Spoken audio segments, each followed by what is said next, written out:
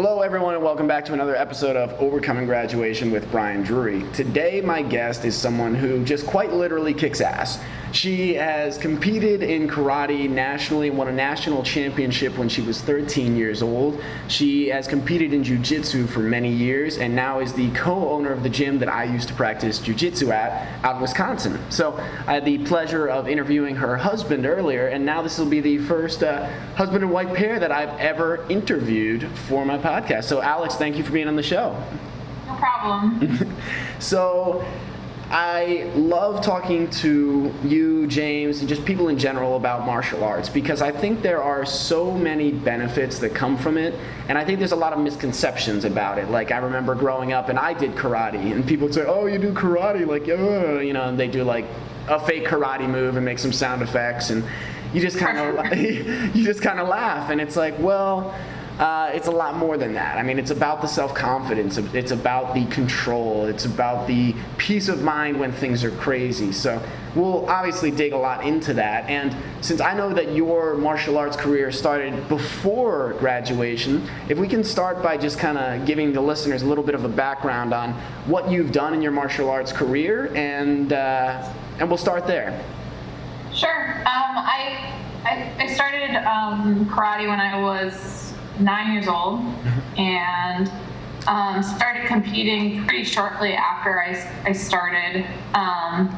It was really it was a lot of my life, you know. It was school and karate and family, and that was it. I didn't do a whole lot else once I really started competing seriously. I competed mostly in like forms, which is kata, so not a lot of contact karate at that point. And I ended up traveling all over the country for tournaments and training camps. And oh, Alex, hang on one sec. All right, listeners, we have a little internet connection glitch, so let's hang on here for 1 second. Alex, are you there? Okay, hang on, guys. We've got to recover the call, and this happens. This is part of the podcast, so if you guys just hang on with me just for a minute, we'll try and get Alex back here. Hey, Alex? Hi. Okay, got you back. So I kept the recording going, so we can just pick up. We'll keep the video off for now, just to help with the internet connection. So. Sure, no problem. So, you know, I ended up traveling a lot and meeting a lot of different kinds of people, and you know, ended up teaching kids karate as part of my job as I was getting older, and eventually, you know, I really thought, well, when I grow up, like I want to own my own school, and you know. But when I got towards high school, you know, that kind of disappeared as something that seemed really possible, or something that I really wanted to do. I ended up going to like a boarding school where I couldn't or didn't train and compete. I was just very focused on my schoolwork. Ended up moving. I grew up in Connecticut, and so I moved out to Wisconsin to go to college, and so I was very focused on my schoolwork for a long time. Thought I ended up getting a degree in geology, actually, which is a far cry from martial arts. No, they share a lot of deep similarities. You know? Yeah. You know, but that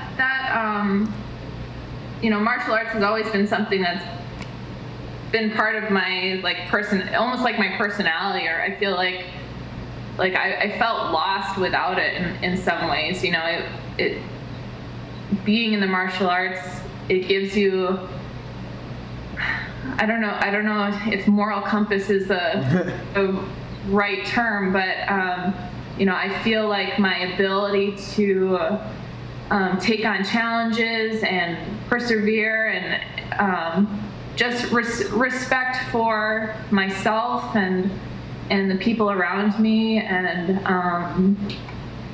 those things carry with you. So I ended up my sophomore year of college, like being like, okay, like I got to do something else. And my dad actually forbade me to start boxing. Initial idea, so I didn't end up like Shaky Magoo when I'm, 50 years old or whatever. Right. So I ended up starting Brazilian Jiu Jitsu, and that was over 10 years ago. And it's pretty incredible because as much as I value the experience that I had as a child in karate, like now that I have jiu-jitsu, I feel better in so many ways. Like I feel like it's changed my life even more. Mm-hmm. Yeah. So I just started jiu-jitsu as a hobby basically, and while I was in school, I was still, like I said, I was still getting my geology degree, and ended up becoming an environmental consultant after graduation. Mm-hmm. And then the economy tanked shortly after. And so the office, the place that I was working up here, basically was shutting down the office, and they had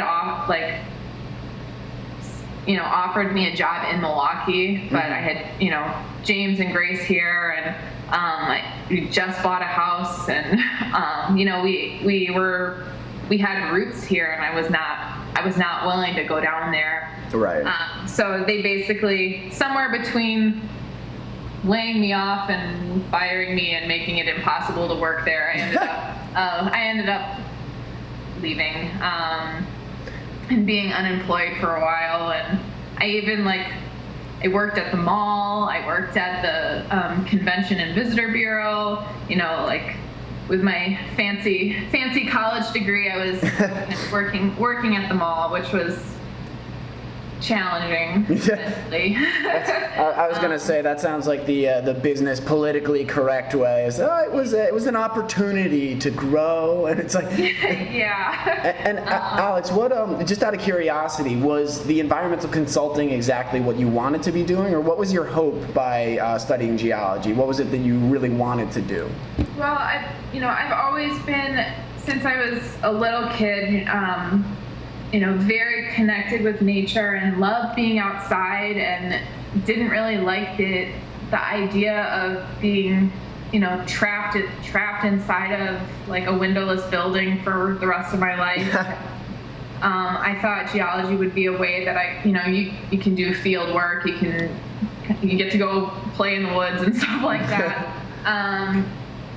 And the reality is that environmental consulting is, well, geology degrees are complicated because you can try to, quote unquote, save the environment with it. Mm-hmm. You can also go to the dark side of the dark side of geology.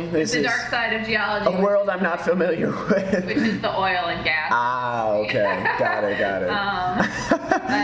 So I kind of went towards what I could do here in Wisconsin, and to be honest, it's not a lot of geology. You end up, just like a lot of careers, you end up doing most of your learning and training when you start your job. Your college degree ends up teaching you how to learn and teaching you how to adapt to those kinds of environments. Mm-hmm. And so, I ended up doing a lot of phase 1 assessments, which is basically commercial real estate needs to make sure that things properties are not contaminated. So, or built on sand. You report about that, and you do history reports about those sites. I also did some soil and groundwater cleanup, because Wisconsin has a lot of agricultural co-ops, so there's a lot of pesticide spills, mm-hmm. Or former contaminated sites that you really have to be doing monitoring on. So it's a lot of paperwork, and it's it's a lot of really terrible, not fun field work, especially in winter in Wisconsin when you can't, like you're wearing like these like basically nitrile gloves and it's like -40 and you don't and you're like handling groundwater. And it was not fun. Yeah. So it's good that I kind of transitioned out of it, so to speak. It's just so funny to hear. I mean, like, well, for one thing, just one thing you touched on that I think is important for the listeners, for the people coming up on graduation. It's the idea, and I mean, I think everyone kind of believes it a little bit, is that college is going to prepare you for your job, right? That by getting this degree, you're going to have a clear understanding of what you're going to do. And in every job I've had, and just about every job I've heard of, it's just completely not the case. It's like you learn some basic, maybe some real basic things, and then to Alex's point, it's like really if you just focus on learning how to learn and how to adopt these things, you're going to be a lot better off, because every job is going to have training and going to teach you once you arrive.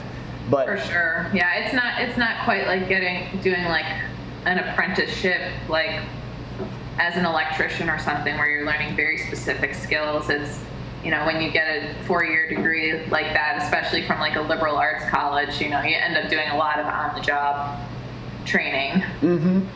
And I think it's so funny that you went from this kind of very analytical, paperwork-heavy job to doing what you love. So, all right, so let's dive in there a little bit more. So you were doing kind of these temp jobs, and so what was the next step after that? So you had worked at the mall, you had worked at the, what was the other spot you mentioned? It's a visitor bureau, basically. I was a front desk person that, talked to people about tourist stuff in the Fox cities, and talked to old people on the phone that were lonely, that kind of stuff. But from your interview with James, I know he was in a business that he was not enjoying at all, and I was obviously unhappy and looking for something better, and the owner of the Fox Valley Grappling Club at the time, he was just overwhelmed, and basically like the club was on the brink of shutting down because the debt was piling up, and it was just, there was a lack of control and a lack of leadership. And so James and I thought, man, like, what do we want to do? Like, this is an opportunity. It's a scary opportunity, to try to support ourselves with this and take a chance on it, but like if it works, then it could be amazing. Right. So we decided, man, we're gonna do it. So we basically took over the Fox Valley Grappling Club and rebranded and moved it and went from there. And that was almost 4 years ago. Yeah. And were you and James training at FVGC before you made this transition, or did you just happen to know this guy? No, we were training at the Fox Valley Grappling Club, and like I said, I started my sophomore year of college. So by that point, I mean, I had a bunch of years under my belt, and James had been training there for 10 years or so. So we were, and by the time that we took over, James was teaching a lot of classes there, and we were considered to be like older members of the gym. People that had been around for a while. So it was supposed to be kind of a nice transition where we were going to take care of the gym and try to get it back to where we wanted it to be, healthy and functional. Mm-hmm. And so I think I love talking about this topic in particular, which is starting your own business or owning your own business, because it's something that I think is becoming more and more popular, the idea of entrepreneurship, especially for this generation. And I mean, I actually just turned this podcast into a company. I created an LLC. I just made took care of my tax stuff. I got a business bank account 2 days ago, so I'm like, I'm ready to go. It's officially a business. But as I've been going through this, there has been so much learning that has happened where I'm just like, I had no idea about that or this, that these things that come up. So can you talk to the listeners a bit about what were some of the challenges that you didn't expect when you were starting the business that ended up being, you know, real big challenges you guys needed to overcome?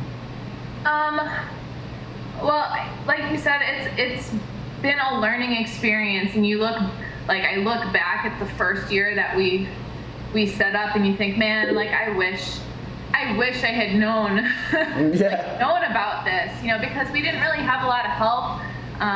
You know, I had no real business experience. You know, my first set of books was like in Microsoft Excel, you know, like trying to keep track of like all the business expenses, and like I didn't know what was, you know, like even simple like what's deductible for businesses, you know, that kind of stuff. You know, we got really lucky in terms of like website and marketing, because that was James's business. So and we were able to take over the website, and that was already there, and redesign it and stuff like that. You know, but we had no advertising experience. We had like no real business bookkeeping experience, and so every year has been a learning experience. I think one of the challenges is being patient, because, you know, I think you hear different figures and stuff like that, but most people say, well, like, don't expect to make money for like 5 years, and it's true. It's really scary. You know, I was working when we first took over the gym. I continued to work part-time doing that, and you know, which is absolutely draining. You know, but it's scary to take that jump into a full-time self-employment, because there's not a huge safety net for that, and you know, especially when you don't have any experience. Advertising has been a huge problem. You know, like there's so many ways to market these days, and finding what's best for you is really time consuming and expensive, and you know, like big companies hire other people to do it for you, for them, you know, because it's a science all to itself. And you know, things like TV and radio, you know, like if you don't have any money to spend, and we didn't take out any loans or anything like that, we've been like scraping by on like student tuition since we started. You know, you got to be sure that stuff is gonna work. If you're gonna put the investment in, and the trial and error can be extremely frustrating. And you know, I'm sorry, go ahead. I was gonna say, and you don't have, like you said, you don't have millions of dollars to throw into it and try a couple different things and see. It's like you kind of have to hedge your bets and make a distinct decision and say, okay, we're going to go with this, and we're going to try it, and hopefully it works. So, for sure, and you have to be creative about it too. You know, like, how can I get free advertising? Yes. Like, in what way? You know, we've done all sorts of stuff. You know, tried to get, you know, sometimes like news stations are willing to do are looking for stories about the community. Like, so we were on Good Day Wisconsin. We were up at 4:00 in the morning, you know, pretending to work out on camera. You know, and we spent, you know, 8 hours straight teaching kids at one of the local high schools, just doing like teaching gym classes all day, just to see if we could get any leads or any interest, you know, and you know, you try a bunch of try to be creative about how to get your name out there and how to be present in the community, and it's a lot of time and labor effort, and again, just like other forms of advertising, sometimes it doesn't work. Yeah. So. So, out of curiosity, what have you found to be the most effective, or the one where you hear the most people coming in going, yeah, I heard about you guys from X? In our business, word of mouth and our website has been, hands down, like the biggest source of new members. You can't replace a good testimonial. Yes. With money. You get people who are either there to get in shape, or so people see their transformation, or you get people ranting and raving about, like, this changed my life, like, you got to come try this. That's better than any sort of like coupon you can put in the value pack, that you get in the mail. Yeah. Having good, our website has been the URL has been around for a long time. And like I said, because of James's background, we've been able to keep some pretty decent SEO.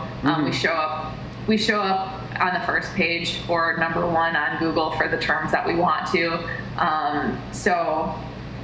We are present online, which I think is obviously more and more important as everything is digital now. Yeah. We try to maintain our Facebook page and like a social media presence. And those three things together, I think, really have driven new membership more than anything. Yeah. That's actually how I found you guys. When I was out there, I was like, yeah, I want to get back into jiu-jitsu. I'd done it for a summer in college, and I was like, I'd really like to dive into this thing full out. And so through my Google searching, and I tried out a couple different gyms, a couple different styles of martial arts, and it was like, your guys' gym just felt right. I just kind of knew that's the place where I was going to get the best coaching, and I would have the best people to train with that were going to challenge me. So. And for the listeners, when Alex mentioned SEO, that's search engine optimization. So that's just it's fancy internet talk for making sure that you get lots of views and you're at the top of the search list when you Google search that. So, all right, Alex. So what I'd like to dig into now is let's dive into jiu-jitsu itself, and in particular, I'd like to talk about your competing in jiu-jitsu. So can you tell us a bit about one? Kind of where you've competed, where have you gone all over the country, over the world, and can you describe what a jiu-jitsu, like what it's like to be in the competition? Because I think everyone knows training for something and the actual, live, this is it moment are two very different things. Sure. I've always had a kind of complicated relationship with competing. I've always had a terrible nerves problem. Even competing in karate, I was terribly nervous all the time, and to be honest, I hate competing, but I love winning. I just want the medal. I don't want to have to work for it, I love training. I love putting in the hard work. The day of the competition is the worst part, So I started competing as a white belt, I think my first tournament was a Naga in Milwaukee, or no, not in Milwaukee, in Chicago. And I think I ended up getting like a silver medal or something like that. But I guess that I really wasn't able to put my mental game together, and that's really been the problem. I feel like I've always had the skill to do well. It's about getting your mind right, and it's different for everybody. And I feel like I finally, just recently actually, made the breakthrough. Really? Okay. Because when you get, basically for whatever tournament you're at, you get to the venue, it's crowded, it's loud, it's a little bit chaotic, even with the well-run ones. and he's basically like, you step out onto the mat and you get this like adrenaline dump, basically, where it's like you get heavy legs, you get all, and everybody gets that adrenaline dump, and it's a matter of how you deal with that. And you get basically like as a white belt coming in, you get 5 minutes to do what you can to win that match, and you better get your mind right for those 5 minutes if you want to keep going. And some people are really good at relaxing and stuffing the nerves down and trying to breathe and try to calm themselves down. And like James is a good example of somebody that does not do that and is better at like just being like really angry and just like looking at somebody and being like, how dare you step on the mat with me? Just like, and taking it to them. And for a long time, I really tried to calm my nerves down, and I don't think that was probably the best way to do it. I ended up deciding to say, well, like, screw it. Like, I'm here. I don't care I don't care what the outcome is. Like, I'm just going to go out there and I'm just going to try to beat the hell out of somebody, Yes. Like, I'm not going to, I used to be very like, well, I want my gi to be perfect. Like, it needs to be ironed. Like, I need to make sure that I'm eating properly. Am I properly hydrated? Did I get enough sleep last night? Like everything, like everything needs to be perfect for this to go well. But I just realized, like, I roll all the time not having eaten and having terrible sleep or being injured or, like having a rough day and rolling all these like gigantic guys that, like me, that right? the hell out of gigantic me, dude. So finally I just, I said, screw it. Like, I don't care. Like, I don't care what my gi looks like. I don't care if I've eaten. Like, I don't need water. I don't need any of this stuff. Like, I'm just gonna go out there, and it seemed to work pretty well. So we're gonna hopefully continue that in the next couple of months. See, and that's really interesting. I mean, there's a couple things there that I think are really important to the story. Is that, well, for one, I think a lot of times we try to demand perfection of ourselves, knowing that we can't get there. And then in that way, it's like, if one slight thing is off and we don't get the outcome we expected, whether it's a competition or a business presentation, we can be like, you know what? It was that one thing. Like you said, you're worrying about your gi and your diet and your sleep. And it's like, if one thing is slightly off, you have something to blame. You have like something to be like, that was my gi wasn't perfectly pressed and that's why. And then in your mind, in reality, it's like, that it just comes down to how you compete that day. Like you said, it really comes down to, I don't need anything beyond me. It's who I am. This is what I do all the time. I do it in all circumstances, so I can handle anything. And so, and it's like extra pressure, it's extra pressure, to exactly, say, like, yeah. You already have like, well, like, what happens if I don't win? Like, people are going to be disappointed. Like, what if I lose? What if this happens? Like, how am I supposed to do well? Like, what if what if I feel dehydrated? Like, what if I start to feel tired because, like, what if? It's all that extra pressure when you just got to be able to trust that your jiu-jitsu is good. You have to trust that your body will take over. That you've done all the prep work that you can do, and if you don't trust in your training, if you don't trust that you've done all you can do to prepare for that moment, then you're gonna have a really hard time. Yeah, and for the listeners, like, that's another huge lesson. It's just about allowing your training to take over, trusting yourself and trusting that all of the work you've put in to arrive at this moment will be everything you need and more. Because I can tell you from my jiu-jitsu practice, which is much, much, much less time than Alex and James, but in the time that I did it, let's say, really I did a summer and then I was off for 2 years, and then I did about like a year and a half training with you guys. But what I can say from my experience there is, if you're constantly thinking, you're getting beat. If you're constantly trying, like, oh wait, what should I do next? Okay, he's moving his hand out. Oh, I should do this, and you're tapping. You're already lost. But when you allow your body to just kind of flow, you just kind of trust your body to make the moves, and you've drilled the submissions and the different techniques so many times that you just allow it to happen, your body is capable of such incredible things where you'll be doing things and be like, oh my God, I didn't even realize that happened because it was so effortless. So trusting yourself and allowing your preparation and your training to take over is so important. And again, this is one of those things where I love martial arts as a metaphor for life because it goes into every area of your life. So Alex, so in terms of coaching, what would you say are some of the, like when you opened your own gym and you took over, because you said you've done coaching, you were coaching in karate when you were like very young. So what are the biggest challenges you find in owning a gym and coaching? Like what are the challenges that come from actually having to day in, day out be the guide for all these people? Coaching is the fun part.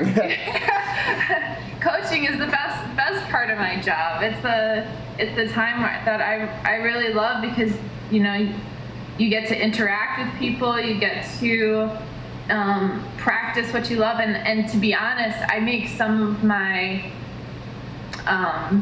best mental analysis of moves, of techniques while I'm coaching. To say, oh my gosh, like I've been doing the move like this, and now when I have to explain it, now I feel like I truly understand like why I have to do it that way. When you have to troubleshoot other people's technique, they're like, I don't know, like it's just not working. You have to look at them and be able to say, well, like this is your problem right here. This is the simplest answer. This is the simplest solution for what you're doing right now. And I love that, and I love the team that we've created. So spending time with them is awesome. And I like being active, so it's a physical job, where there are days where I feel sore at the end of the day. I feel really tired from like warming up and cooling down and warming up and cooling down, depending on, how many classes I'm teaching. But overall, that's the best part, I wear many hats at the gym, which also includes keeping the books and answering the phone and scrubbing the toilets and mopping the mats every night. Like when you own your own business, when you first start, nobody else is going to scrub the toilets for you. Like if the toilet gets clogged, it's not the job you want to be doing, but you're the one who's going to be unclogging it. There's so coaching ends up being like a small not a small part, but there's so much other stuff that goes into keeping that facility running. Just customer service and billing and sales and paperwork and and cleaning and marketing and all of that stuff needs to happen in addition to the coaching. So it's, I feel like we got into that and wanting to coach and wanting to do jiu-jitsu, and so that's probably the least stressful part. Yeah, I think what you're saying is another very important piece for people that want to open their own businesses, because when you think about opening your own business and you have the dream in your mind, and it's a beautiful thing because you see the potential, you see the possibility, but there's very often kind of I don't know whether it's just being naive about what it takes or it's just kind of that's part of the learning process, but there's so many more components than you realize until you actually get started. No matter what your business is, whether it's a brick and mortar thing like what you guys do, or if it's an internet business, like there's so many different components that are involved that you need to be on top of in order to be successful. And if you have a clogged bathroom all the time, that doesn't mean necessarily it's going to turn people away, but somebody might be like, yeah, I can never use the bathroom there, and that might be a deciding factor. So like you said, you've got to be on top of it. Well, there's always a fire to put out. Yeah. It's just like any other job. There's always there's always a fire to put out, whether it's, it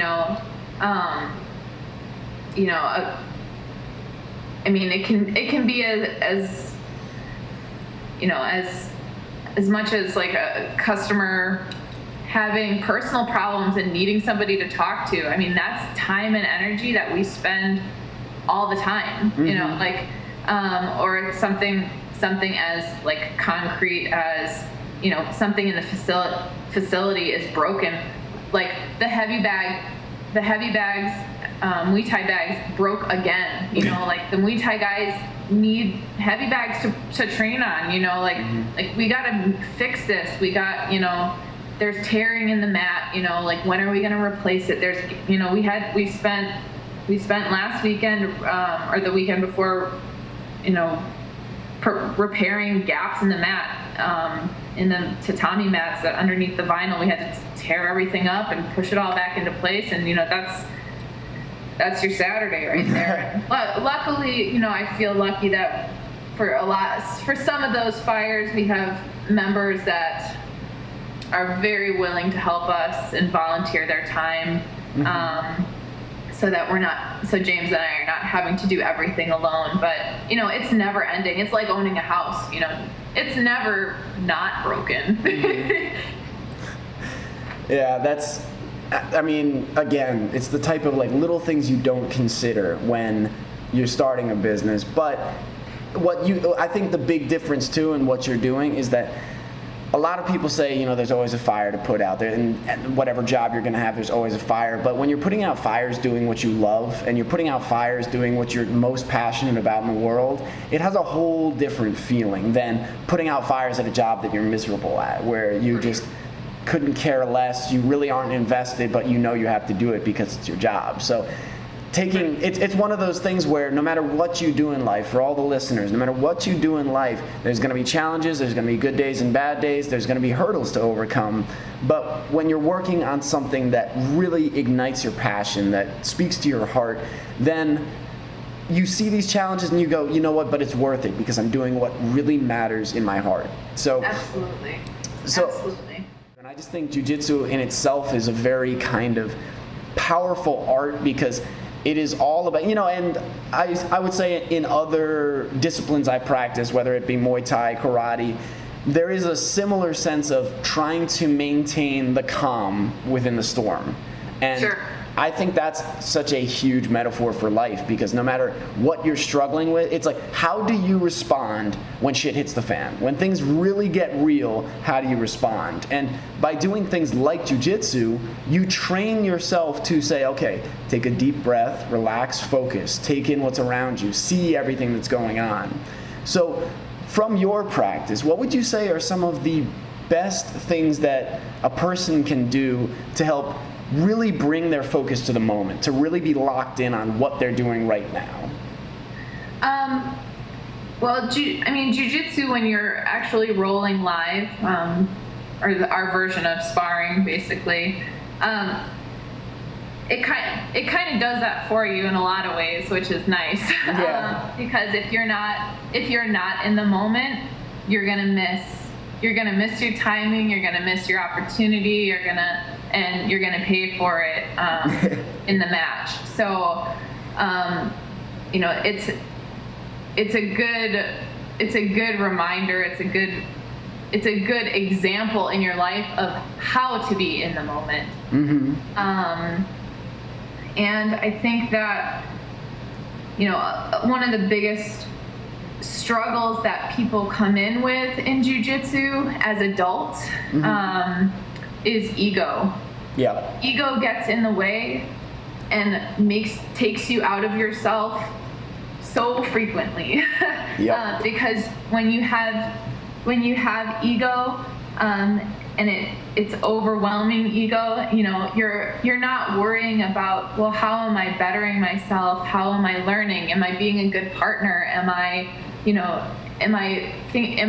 practicing the principles that I've learned about jiu-jitsu? Am I moving my body the right way? You're worrying about, how do I look? Am I gonna win? Am I winning this match in practice? Am I better than this person? again, we talk about all of the, like in competition, all of the what ifs, what are people going to think about me? All of these things that are distractions from what's really important. Right.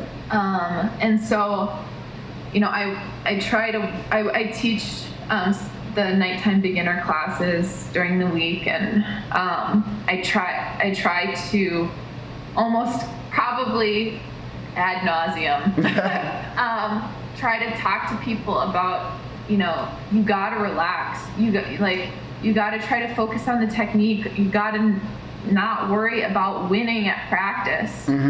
Try experiment a little bit. Try to move your body the right way. Don't worry about it if you get tapped out. It's not a big deal in practice. It's gonna happen. Right. Because if you're only worried about whether you're getting the tap or not getting tapped out, your focus is not in the right place to get better. Yeah, I think for the listeners, just we're talking about ego and how that can hold you back. If you want to do anything great, if you want to become truly exceptional at anything, there's gonna be a point where you're gonna have to let go of your ego if you want to step to the next level. Because you have people that are brilliant in things, that think they know everything and that they just dominate, whether it's a field of study or a martial art or a sport, and they're like, I don't need to learn anything new. But by having that mentality, they're holding themselves back and they're setting themselves up to be overtaken by somebody else who is open to feedback, open to failure, open to letting go of their ego to get better.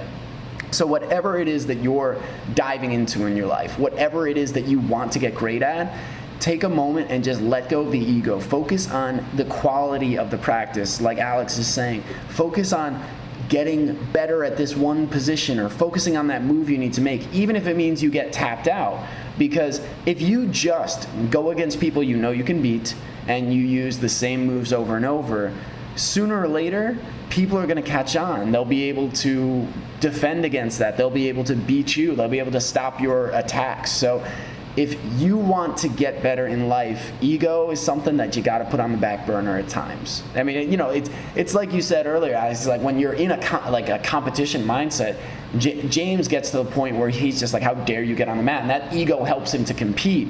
But I've seen him train, and I know how humble he is in his training, and especially when he's rolling with guys like Thiago, he's just so open to learning, and that's what helps him to get better. That's what has helped him to get to black belt and so on. So, in my experience, and I think this goes for like any field of study or career, the people that you see being the most brilliant or the most successful, it's because they are like sponges. Yep. Where they absorb information from many different places and to kind of like congeal it into like their own form of greatness.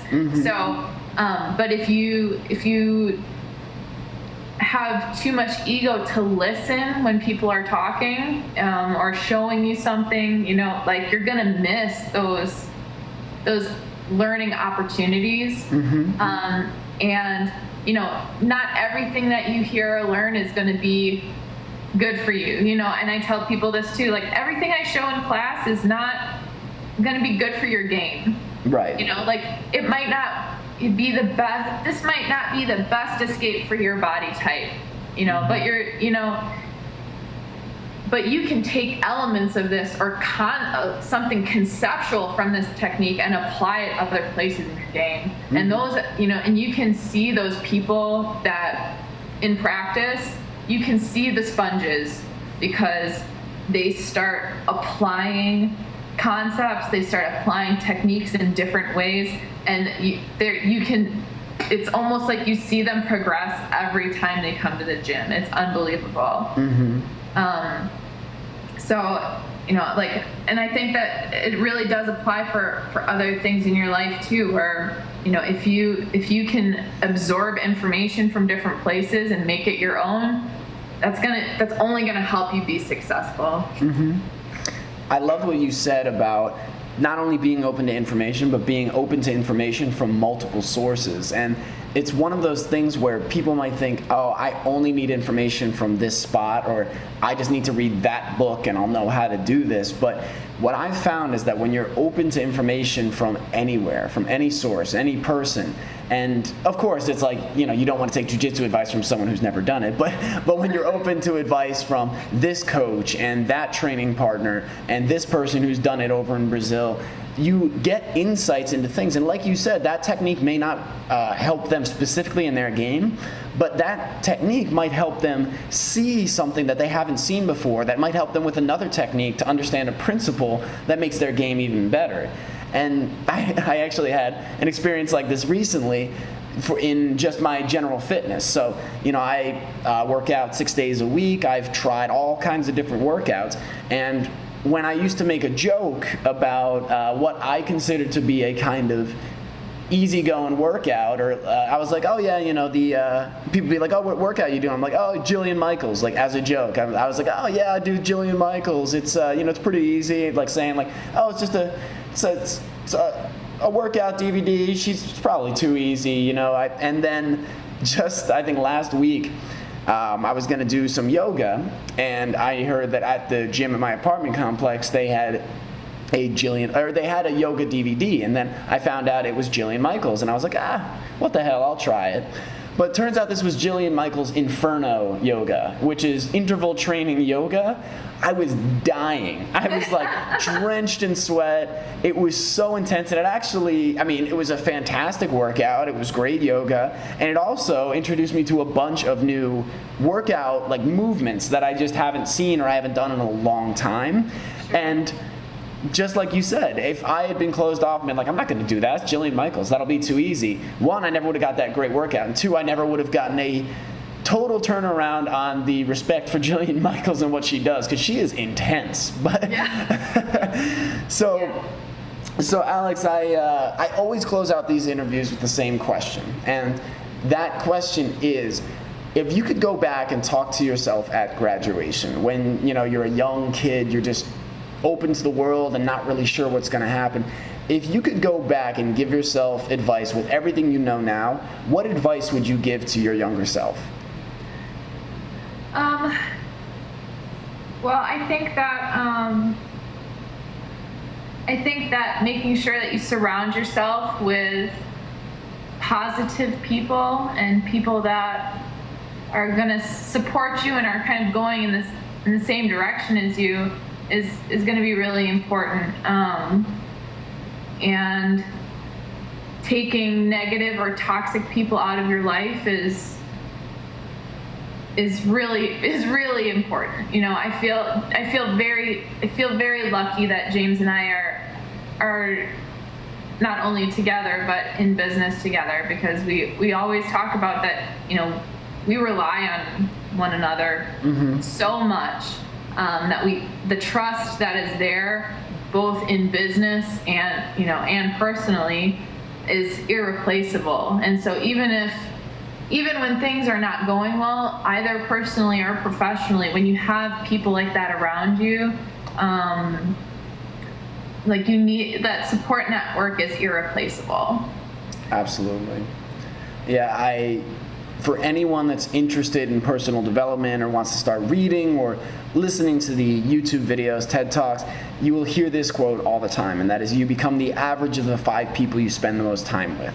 So if you surround yourself with people that believe in limitation, that are just telling you, that's a bad idea, or that'll never work, slowly those things work their way into your subconscious, into your conscious, and you can just kind of adopt those thought patterns. But if you surround yourself with positive, uplifting people who are going to challenge you and push you to be your best, you'd be amazed at the difference in how your life is going to look. Just the way that you approach problems and the way that you tackle life the way you want to. It's one of those super important lessons, because if you surround yourself with people that tell you you can't, that doesn't mean you can't, and that doesn't mean you won't succeed, but you won't have that support that you need in the moments when you're feeling the weakest or the most down, to the people that are going to pick you back up.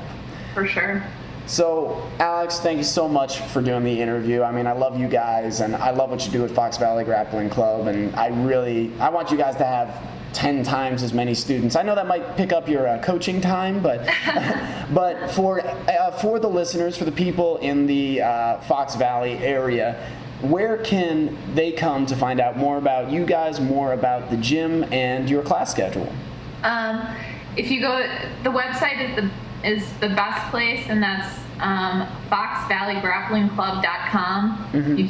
You can also you can Google Team FVGC or Brazilian Jiu Jitsu Appleton, and we'll be right there. Mm-hmm. And all that information is on there about the different programs, and we have obviously the Brazilian Jiu Jitsu, Muay Thai kickboxing, boxing. We have the fitness program. We have all that kind of stuff, and the schedule for all that is on there. Mm-hmm. And for the listeners, they have coaches, some really phenomenal coaches there in multiple different disciplines. And you're going to learn everything you need, whether your goal is just to get in shape or if you want to be a professional fighter, because they train people in all the different disciplines, and no matter what your goal is, this school will help you get there. So for everyone who's listening today, all of those links, and I'll also include a link to the FVGC Facebook page in the show notes at overcominggraduation.com. If you'd like to sign up for the email list, you can do that at overcominggraduation.com by putting in your name and email address at the top left of the site. You can subscribe to this podcast by searching for Overcoming Graduation, either on iTunes or in Stitcher. And if you'd like to reach out to me directly, you can send me an email at brian@overcominggraduation.com. So, Alex, thank you so much for the interview, and I look forward to talking to you again soon. All right, sounds good, Brian. Thank you. All right. Okay. Oops. Hey. Oops. Hey. Oops. Hey. Oops. Hey. Oops. Hey. Oops. Hey. Oops.